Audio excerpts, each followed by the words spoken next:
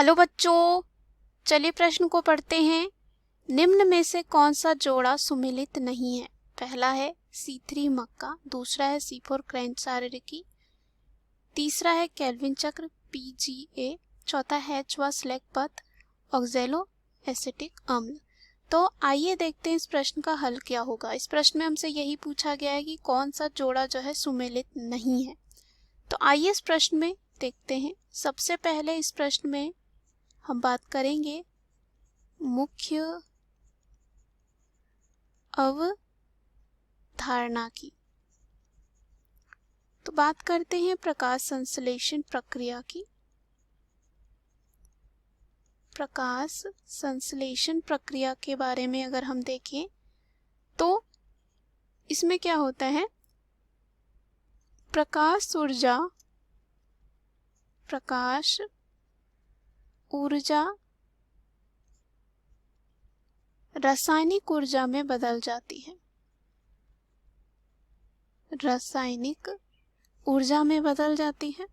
प्रकाश की ऊर्जा का इस्तेमाल करके कार्बन डाइऑक्साइड और पानी, जिसका सूत्र क्या होता है H2O, से क्या किया जाता है, शर्करा जैसे कार्बोहाइड्रेट का संश्लेषण किया जाता है। शर्करा यहाँ पे हम ग्लूकोज को कह सकते हैं। ये जो प्रकाश संश्लेषण की प्रक्रिया होती है हरित लवक में होता है। हरित लवक के विभिन्न हिस्से होते हैं, भाग होते हैं, जिसमें एक होता है स्ट्रोमा। स्ट्रोमा में ही जो है प्रकाश संश्लेषण की प्रक्रिया संपन्न होती है और इसमें प्रकाश की आवश्यकता नहीं होती है। इस प्रक्रिया में बात करें, वायुमंडल से अवशोषित कार्बन डाइऑक्साइड विभिन्न एंजाइम द्वारा अपचयित होकर कार्बोहाइड्रेट का निर्माण करती है और इस प्रक्रिया को कहा जाता है कार्बन स्थिरीकरण। अब पादपों में कार्बन स्थिरीकरण जो है निम्न प्रक्रियाओं द्वारा जो है संपन्न हो सकता है, जिसमें से नाम होता है C3 चक्र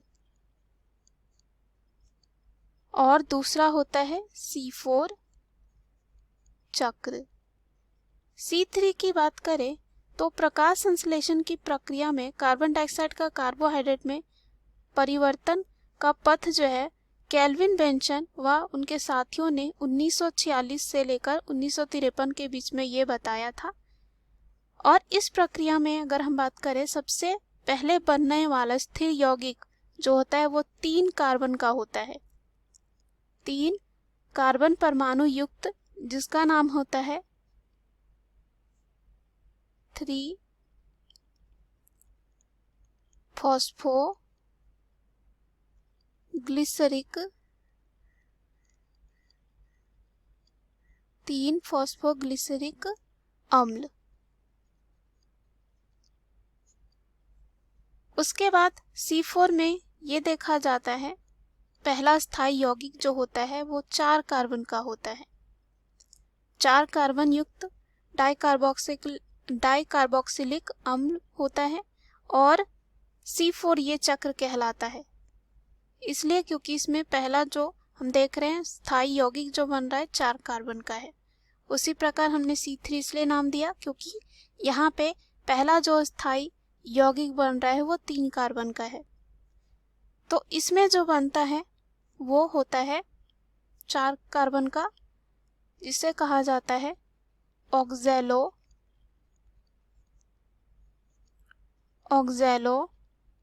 एसिटिक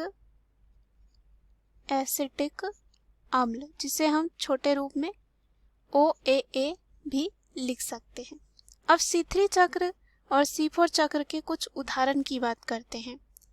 C3 चक्र की बात करें तो इसमें उदाहरण के लिए हम ले सकते हैं गेहूं हो गया या कपास हो गया, ये सब आते हैं इसमें। अब यहाँ पे अगर हम C4 की बात करें तो इसमें मक्का, गन्ना,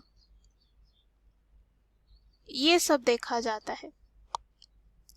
तो हम चलते हैं पहले विकल्प में। तो पहला जो विकल्प दे रखा है,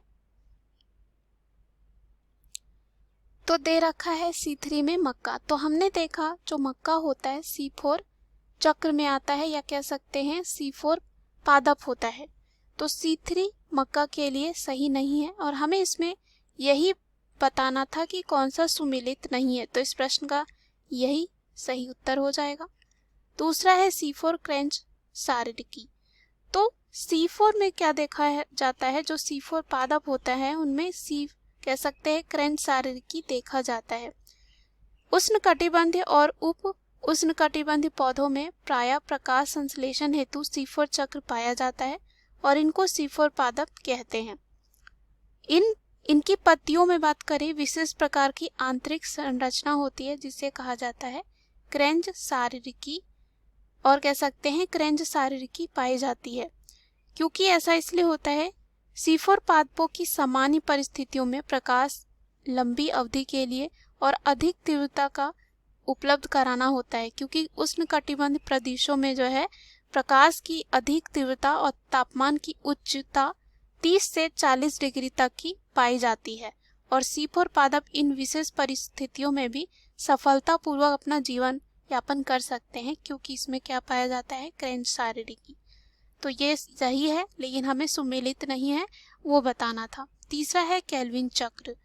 तो केल्विन चक्र जो है हम इसे C3 चक्र के नाम से भी कह सकते हैं, क्योंकि ये जो है C3 चक्र की बात करें तो यहाँ पे एक वैज्ञानिक थे जिनका नाम था केल्विन बेंचन, और उनके साथियों ने दिया था, इसलिए इसका नाम केल्विन चक्र भी रहा। तो हमने देखा कि जो केल्विन चक्र होता है उसमें PGA यानी कि फॉस्फोग्लिसरिक अम्ल जो है बनता है, 3 फॉस्फोग्लिसरिक अम्ल बनता है।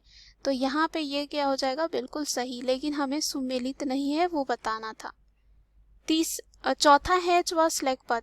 तो उसमें हमने देखा हैच व स्लैग पथ जो है C4 चक्र को कहा जाता है, क्योंकि C4 चक्र को देने वाले जो है हैच व स्लैग थे। और इसमें हमने देखा जो पहला जो यौगिक बनता है वो क्या होता है, ऑक्सैलो एसिटिक अम्ल ही होता है।